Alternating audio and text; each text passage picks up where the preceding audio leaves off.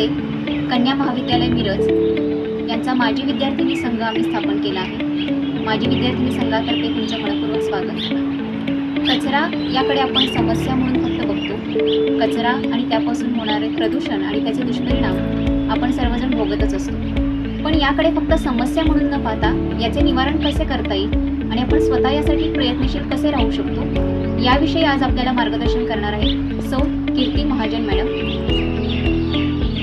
कीर्ती madam यांनी हा प्रयत्न यशस्वीरित्या पूर्ण केलेला आहे। तर मी आज त्यांना विनंती करते की कचरा व्यवस्थापन कसे करावे याविषयी त्यांनी आम्हाला मार्गदर्शन करावे। नमस्कार। आत्ताच गांधी जयंती झाली आहे, हा स्वच्छता पंधरवडा आहे। या धर्तीवर आपण हा कार्यक्रम घेतो आहोत। तर कचरा ही समस्या न राहता त्याच्यापासून आपण काय काय करू शकतो आणि हा कचरा न वाटता आपण त्याच्यापासून आपलं आरोग्य कसं उत्तम ठेवू शकतो याविषयी आज आपण बघूया। तर कचरा व्यवस्थापन म्हटलं की यामध्ये नेमकं काय करता येईल? कचरा व्यवस्थापन म्हणजे काय की खूप गोष्टी एकत्र असतील तर कचरा कधी होतो, कचरा शब्द उच्चारला की आपल्याला खूप घाण वाटतं। कचरा हा शब्दच आपल्याला घाण वाटतो, म्हणजे असं घाण लगेच डोळ्यापुढे येते आपल्याला। तर ती घाण का दिसते तर आपण सगळ्या अनेक गोष्टी एकत्र टाकतो त्याच्यात। मग ओला कचरा, सुका कचरा, प्लॅस्टिक सगळं एकत्र टाकतो, मग तो आपल्याला घाण वाटतो, त्यात कुणी हात घालत नाही आपण। तर प्रत्येक गोष्ट जागच्या जागी ठेवली तर तो कचरा राहत नाही।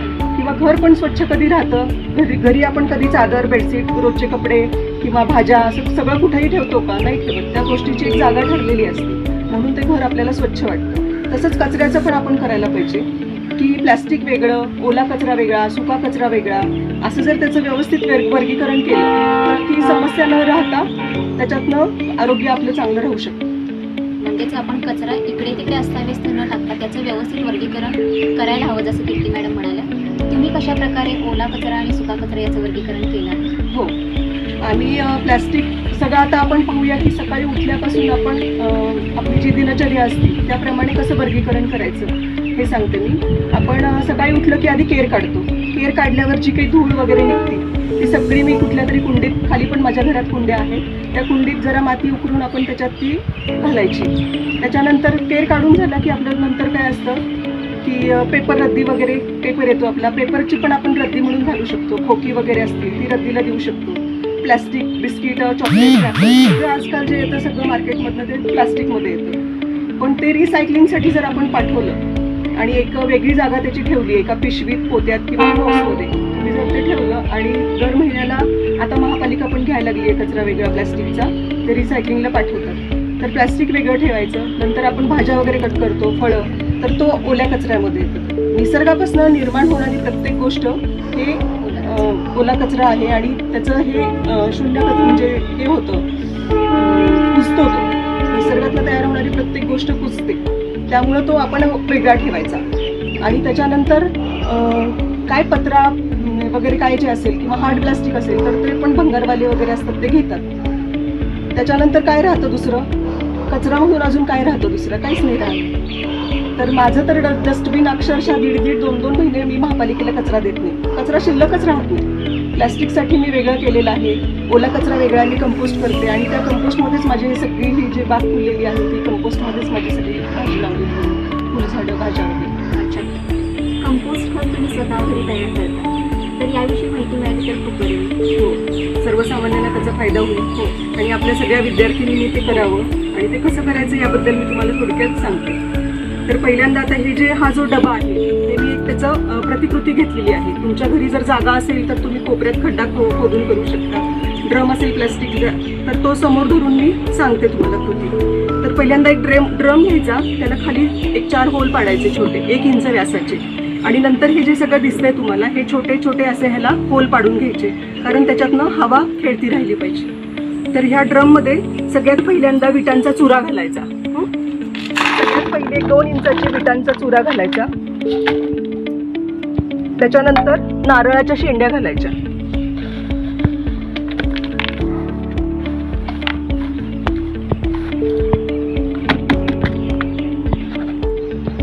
आता ही नारळाची शेंडी घातली, सगळ्यात खाली विटांचा चुरा घातलाय, त्याच्यानंतर नारळाच्या शेंड्या, जो आपल्या बागेत पडलेला वाळलेला पाला पाचोळा असतो ना तो जरा घालायचा।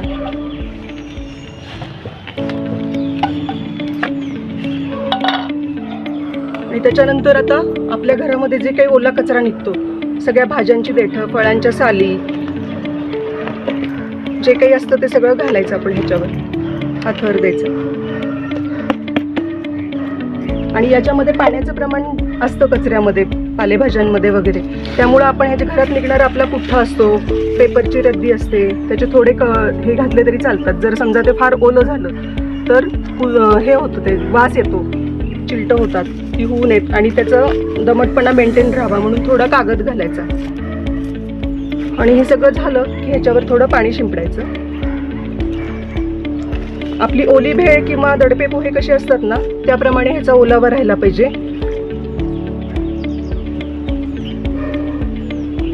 आणि मग नंतर याच्यावरती काहीतरी पोतं झाकायचं किंवा पुठ्ठा वगैरे ठेवायचा. पण हे अगदी डायरेक्ट उन्हात नाही ठेवायचं. उन्हात ठेवलं तर लवकर कचरा वाळतो आणि कचरा कुजण्याची क्रिया लवकर होत नाही, त्यामुळे सावलीच्या ठिकाणी ठेवायचं. आणि हा पूर्ण डबा भरून झाला की मग एक 15 दिवस तसाच आपण ठेवून टाकायचा. तोपर्यंत त्याच्यात हळूहळू हा खाली कुजलेला असतो आणि मग आपण तो झाडं लावण्यासाठी वापरू शकतो. हे नॅचरल NPK तयार होतं आपल्याला माहिती आहे, सगळ्या बाग जे आपण करतो त्यांना की झाडांसाठी NPKची खूप आवश्यकता असते. तर हे आपल्याला नॅचरल मिळतं. तुम्ही याच्यात काही भाज्या लावा, फळझाडं लावा, फुलझाडं लावा, ह्याचं खूप छान आपल्याला भाज्या मिळतात सगळ्या ह्याच्यात. तर अशा पद्धतीने आपण सगळ्यांनी हे करावं आणि काहीही अवघड नाहीये. अर्थात अगदी कमी खर्चात, हो, खर्च काहीच नाहीये. फक्त आपण वेस्ट आउट ऑफ वेस्ट या पद्धतीने कंपोस्ट घरच्या घरी तयार करू शकतो. आणि याचा उपयोग करूनच तुम्ही तुमच्या टेरेस गार्डनमध्ये बरेचसे फुलझाडं, फळभाज्या या सगळ्या पिकवलेल्या आहेत आणि ते यशस्वीरित्या त्यांनी त्यांचा प्रयत्न पूर्ण केलेला आहे. स्वच्छता अभियानाची सुरुवात म्हणून स्वतःपासून कशी सुरुवात करावी याविषयी तुम्हाला काय वाटतं? तेच आता मी सांगितलं की प्रत्येकाने आपलं कंपोस्ट, माझा कचरा ही माझी जबाबदारी आहे, हे समजून जर प्रत्येकाने हा कचरा आपल्या घरी जिरवला तर तुम्हाला लक्षात येईल. या पद्धतीने जर तुम्ही कचऱ्याचं वर्गीकरण केलं तर शून्य कचरा राहील, काही कचरा शिल्लकच नाही राहत. आता तुम्ही बघाल, हे जर आता असा हा मी कंपोस्ट करते तर या कंपोस्टमध्ये हा ओला कचरा साठवला जातो, हे प्लॅस्टिक आहे ते वेगळं साठवलं जातं आणि हे रिसायकलिंगसाठी दिलेलं असतं. किंवा तुम्ही विकायचं असेल तुम्हाला तरी पण हार्ड प्लॅस्टिक तुम्ही विकू शकता. त्याच्यानंतर सुका कचरा झिरो, काहीच नाही राहत त्याच्यात. आणि ह्या सगळ्याचं कंपोस्ट जे तयार होतं ते असं दिसतं कंपोस्ट. त्याला काही घाण वास येत नाही, काहीही नाही. हे सगळं पालापाचोळा किंवा हा ओला कचरा आहे त्याच्यापासून तयार झालेलं कंपोस्ट आहे. आणि हे त्याच्यापासून मिळालेलं फलित आहे. भाज्या, ही फुलझाडं, हे सगळं जे आहे ना ते सगळं मी ह्या कंपोस्टमध्ये लावलेलं आहे. हे झाड पण हे त्याचं फलित आहे की तुम्हाला झाडं आणि भाज्या वगैरे सगळं तुम्हाला त्यापासून मिळतं. आणि सध्या कोरोना व्हायरसची परिस्थिती बघता घरच्या घरी फळभाज्या पिकवणे याचं एक आता वेगळं महत्त्व. कचरा होऊ नये यासाठी नागरिकांनी काय दक्षता घ्यायला हवी? कचरा होऊ नये यासाठी नागरिकांनी, आता आपण मार्केटमध्ये जातो, आपण होऊ नये असं रोखू शकत नाही, पण त्याचं वर्गीकरण कसं करायचं आणि त्याची जर विल्हेवाट व्यवस्थित लावली. आता समजा आपण भाजी आणायला जातो, असंच जातो किंवा कुठेही गेलो तर पिशवी बरोबर घेतच नाही कधी. तर घरातनं निघताना आपण प्रत्येकाने कापडी पिशव्या, 1-2-3 तरी पर्समध्ये कापडी पिशवीला एवढीशीच जागा लागते घडी करून. ती पिशवी प्रत्येकाने आपल्या गाडीत, डिक्कीत, हातात, पर्समध्ये ठेवलीच पाहिजे.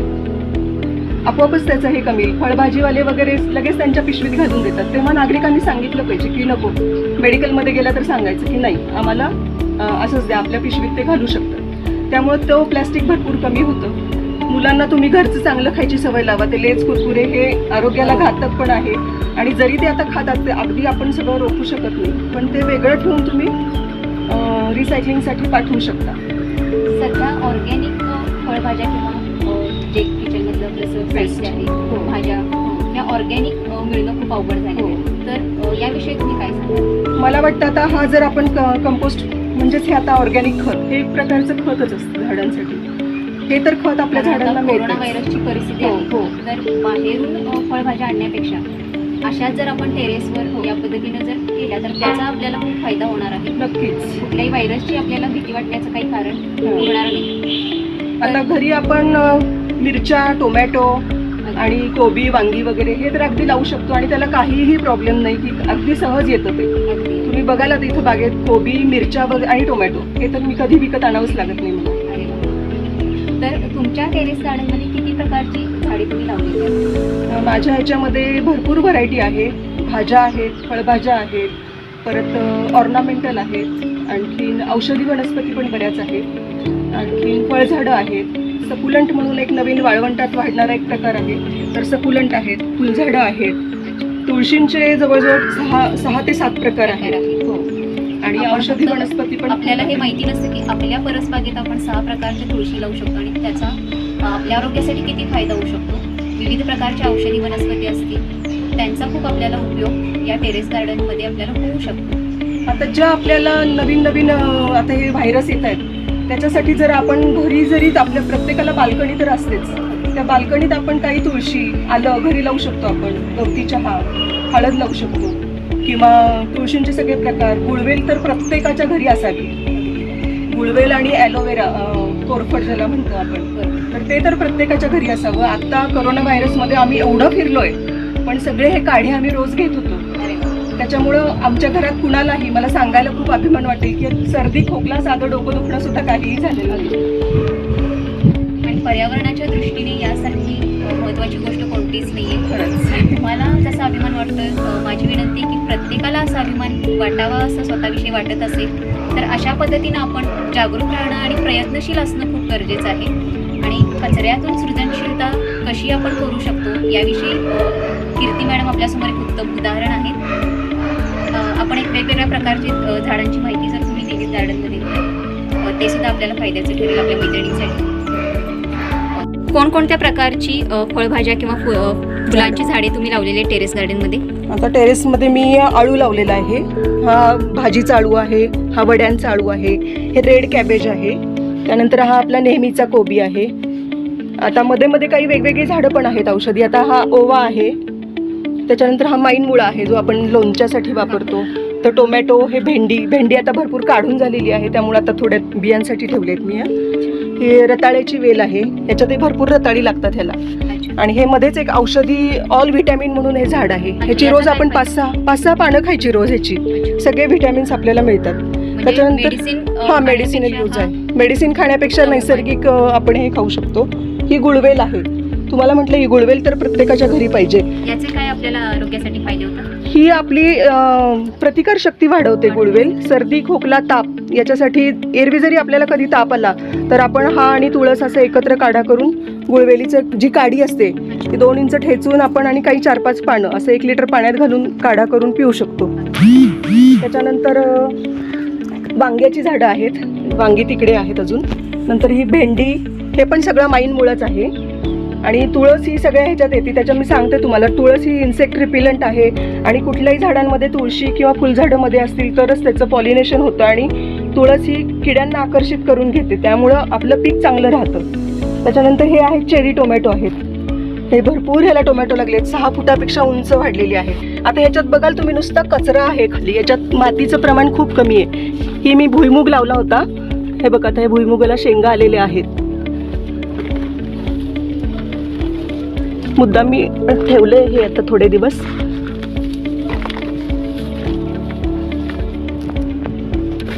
शेंगा लागलेल्या आहेत, ह्याला बऱ्याच खाली आहेत. हे बघा दिसतंय.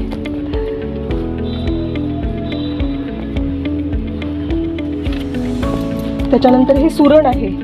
सुरणचा गड्डा येतो खाली, हे सुरण आहे. त्याच्यानंतर हे सगळ्या मिरच्यांचे प्रकार आहेत. ही तिखट मिरची आहे आणि हे सगळ्या मिरच्याच आहेत. ह्या इथून सगळी ही लाईन मिरच्यांची आहे. हे टोमॅटो आहे. हे टोमॅटो बघाल किती लागलेत एका झाडाला. हे इथं लिंबाचं झाड आहे, ह्याला पण लिंब भरपूर लागली आहेत. ही घोसावळ्याची वेल आहे. इथं घोसावळी पण लागली आहेत सगळीकडे बरीच. त्याच्यानंतर हा लसूण ग्रास म्हणून आहे, चिवाज म्हणतात ह्याला. फ्राईड राईस किंवा सूपमध्ये वगैरे किंवा सॅलडमध्ये याची फक्त ही पात असते. ह्याला पूर्ण लसणाचा वास येतो, पण ह्याला लसूण येत नाही, तर लसणाचा वास येतो. तर हेही आपण वापरू शकतो आणि घरी येतं ते छान. त्याच्यानंतर हे पण मिरच्या आहेत. इथं भरपूर मिरच्या लागलेल्या आहेत. तुम्ही बघाल, हे प्लॅस्टिकचं आपलं 5 लिटरचं कॅन आहे, त्याच्यात असा आपण वापर केलेला आहे त्याचा. हे मिरच्या आहेत. हे वांग्याचं आहे. वांग्याला पण वांगी लागलेली आहेत आत्ता. इथं आहे अजून एक. हे औषधी आहे. ही निलगिरी आणि व्हिक्स याचं कॉम्बिनेशन आहे. सेज म्हणतात याला. ही पण व्हिक्स सारखा वास येतो. वाफ घेताना काड्यांमध्ये वापरू शकतो. आणि हे पण गवती चहा तुळस आहे.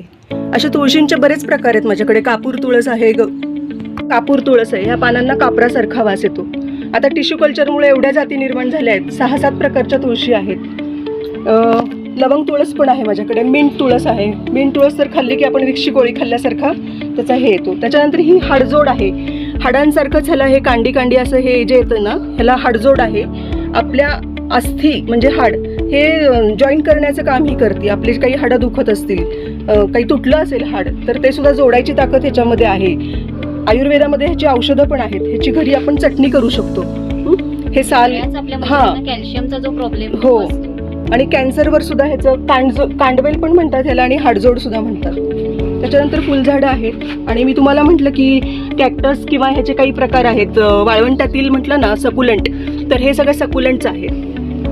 तर हे सेन्सोवेरिया वगैरे जे आहे ते आपलं हवा पण शुद्ध करायचं काम करतं. सगळेच झाडं, पण आता ट्रेंड आला आहे की इंडोर प्लांट ऑक्सिजन 24 तास देतात. असं काही नाही आहे, पण प्लांट्स घरात असावी, आपण प्रसन्न राहतं वातावरण. इकडे फुलझाडं आहेत. ही सगळी फुलझाडं आहेत या साईडला. आता हे पेंटास किंवा हे सगळे फुलांच्या वेगवेगळ्या जाती आहेत, गौरी वगैरे. ह्याच्यातही मध्ये सब्जा तुळस आहे. ही सुद्धा किड्यांना आपल्याकडे आकर्षित करून घेते. बघा तुम्ही, बघा इथं कीड लागली आहे किती. तर का लावायची की या मेन झाडाला त्याची कीड लागू नये म्हणून ते किडे आपल्याकडे आकर्षित करून घेतात तुळस, म्हणून तुळस लावायची सगळीकडे. त्याच्यानंतर तिकडे सगळी ही फुलझाडं आहेत. गुलाब आहे, गेलार्डी आहे, कॉस्मोस आहे, गौरी तर भरपूर फुलली आहे. विविध रंगाची गौरीची फुले दिसत आहेत. हो, हा झिनिया आहे, भरपूर फुलं देतो हा. खूप फुलं येतात. पेंटास 12 महिने फुलं असतात ह्याला. हा पण डायंथस आहे, यालाही 12 महिने फुलं असतात. गेलार्डी याला 12 महिने फुलं. कुंद वगैरे आहे. बिगोनियाची काही व्हरायटी आहे. इकडे भाज्या म्हणजे भेंडी वगैरे पण आहे इकडेही. गजऱ्यासाठी जे आपण फुलं वापरतो व्हाईट कलरची, हा, ती कुंद्याची. हो, ती पण भरपूर आहेत.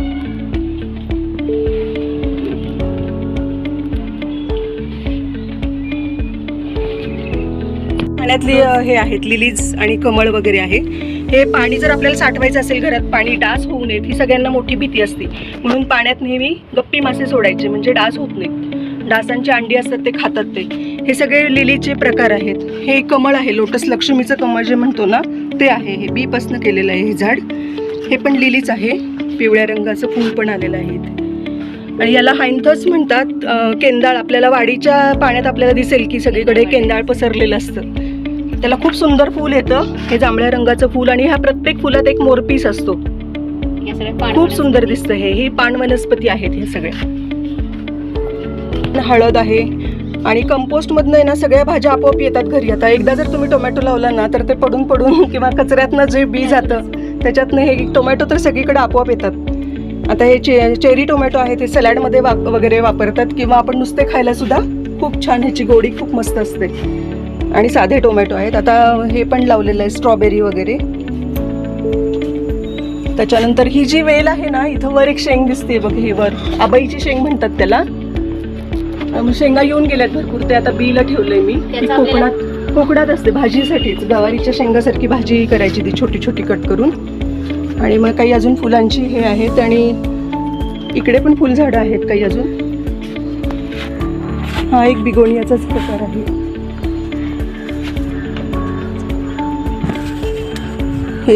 हे पण एक गवती हे आहे, पण ह्याचं सौंदर्य खूप छान आहे. सगळीकडे रस्त्यावरही कुठेही आता पावसाळ्यात वगैरे पावसाने वाढलेलं असते. हे पण खूप कॉस्मस मस्त दिसतं. कोलियसचा रंग आणि पान. निसर्गामध्ये एवढे गुण आणि रंग आहेत. पाहिलं तर एक माती आहे, पण किती प्रकारचे रंग ते दाखवतं. आणि काय काय त्याच्यातून निघतं बघा तुम्ही. हे रिबन ग्रास आहे, सायकस आहे, हे पेंडुलम. इथं बघ टोमॅटो किती लागलेत. हे लावलेलं नाही आहे झाड, असंच कचऱ्यातूनच आलेलं आहे. त्याच्यानंतर हे ऑफिस टाईमचे सगळे कलर आहेत. 1-2-3 कलर आहेत.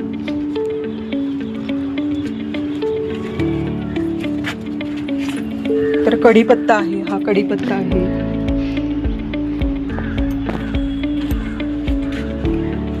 मोगरा, जास्वंद. हे मगझाडच आहे. ही ब्राह्मी म्हणून आहे, इंडियन ब्राह्मी आहे.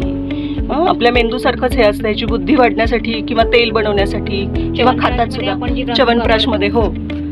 त्यानंतर ही फुलझाडं आहे. हा स्टिविया म्हणून आहे. शुगर फ्री आता टॅबलेट ज्या मिळतात किंवा आपण चहात शुगरवाले लोक जे वापरतात त्याला स्टिविया म्हणतात. हे तरी 7-8 पानं 1 कप चहात टाकली तर 1 चमचा साखर एवढी त्याची गोडी असते. हा पण स्टिवियाच आहे. हे तुळस आणि हे शेर म्हणून आहे. शेर म्हणजे तुम्हाला माहिती आहे चिलटं वगैरे व्हायची पूर्वी घरात तर ह्याची काडी हे तोडून घरात उलटं टांगून ठेवतात. चिलटं वगैरे होत नाही ह्याच्याने. हे ऑर्नामेंटल आहे. ही पण ब्राह्मीच आहे. थायलंड ब्राह्मी आहे ही पण तेल करण्यासाठी वगैरे वापरतात. खायला सुद्धा मी ऑरेगॅनो म्हणून सुद्धा ह्याचा वापर करते ह्याच्यात. त्याच्यानंतर हे आडेनियम आहे. हे पण वाळवंटातलंच झाड आहे. खूप सुंदर फुलं येतात ह्याची. ही मेंट तुळस आहे. इथं आत आहे ना ही सगळी मेंट तुळस आहे. हा सेन्सोवेरिया. हे ज्येष्ठमधचं झाड आहे. शेवगा ज्येष्ठमध हे सगळं इथं आहे. आणि ही आलं आहे. हे आलं आणि हळद एकत्र आहे. हा वेखंड आहे. सर्दीसाठी खोकल्यासाठी वेखंडाचा उपयोग करतो आपण. ही आंबे हळद आहे. ही पण आपली साधी हळद आहे. ही अन्नपूर्णा म्हणून आहे. भातात आपण ह्याचं पान घातलं की बासमतीच्या ह्याच्यासारखा वास येतो त्याचा. हे लिंबाचं आहे. हे पेरूचं आहे. फळझाडं पण आहे. पेरू लागलेत आता. काल पण आम्ही काढले काही पेरू. हे वाळा आहे. उन्हाळ्यात आपण पाण्यात वाळा घालून पाणी पितो ना ह्याची मुळी जी असते ती वाळा म्हणून वापरतात. उष्णता होऊ नये म्हणून. आणि ही पण कापूर तुळस आहे. ही पिंपळी म्हणून आहे. लेंडी पिंपळी माहिती आहे ना, पाणी उकळून कृमीनाशक आहे पिंपळी आणि सर्दीसाठी वगैरे पण वापरतात. ही लवंग तुळस आहे. हा पण गुलाबी पेरू आहे. हा पण हे लिंबाचं झाड आहे. 2च वर्षांचं झाड आहे. भरपूर लिंब लागली आहे त्याला. हे मगाशी दाखवलं तेच आहे. हे हाडजोड म्हणून आहे. हे पण तेच शेर आहे. शेरचं हा ग्लॅडिओलस लावलाय मध्ये. आणि ही सीतेची वेणी किंवा काय हेलिकोनिया. आंब्याचंही झाड लावलंय. आमची इच्छा आहे दोघं नवरा बायकोंच्या आंब्याच्या झाडाखाली बसून जेवण करायचं. अशा प्रकारे प्रत्येक वेगवेगळ्या व्हरायटीचं आहे. तिकडे पाण्यात इंडोर प्लांट्सचे पण बरेच प्रकार तुम्ही लावलेले दिसत आहेत. आणि हा पॉट खूप सुंदर आहे. हा तुम्ही कुठून घेतलेला आहे? हे आम्हीच सगळ्यांची बागेची आवड बघून आम्हीच आता एका ठिकाणी सगळं मिळावं मिरजेत म्हणून एक दुकान सुरू केलं आनंदसृष्टी नावाचं. तिथे फक्त आम्ही सिरॅमिक, प्लास्टिक किंवा आपले टेराकोटाचे पॉट्स आणि काही प्लांट्स, औषधी वनस्पती वगैरे असं सगळंच ठेवलंय आता आम्ही. खतं, औषधं वगैरे सगळंच असं असलेलं आहे. तिथं शिवाजीनगर जवळ सगळ्या रंगाची फुलं दिसत आहेत इथे. म्हणजे नवरात्रीमध्ये आपण 9 रंग साजरे करतो. पण आपण फक्त वस्त्रे नेसून तो साजरा करण्यापेक्षा अशी 9 रंग नैसर्गिक फुलं आपण जर लावली घरामध्ये तर ते खरं सेलिब्रेशन होईल असं मला वाटतंय. खूप खूप धन्यवाद. म्हणजे इतका छान अनुभव आजचा होता. या सगळ्याची माहिती मिळाली घेतलं आणि हे सगळ्यांपर्यंत पोहोचवत आहे. हे खूप चांगली गोष्ट आहे आणि सगळ्यांनी याचा फायदा करून घ्यावा. आणि आम्ही सारखे फोटो टाकत असतो की लोकांनी याच्यापासून प्रोत्साहन घेऊन सुरू करावं. आणि तरच तो शून्य कचरा होईल. सगळ्यांनी जर ठरवलं तरच होईल. एकटी महापालिका किंवा कोणी करू शकत नाही. सगळ्यांनी त्याला साथ द्यायला पाहिजे. आपल्या प्रत्येक नागरिकाचं कर्तव्य आहे ते.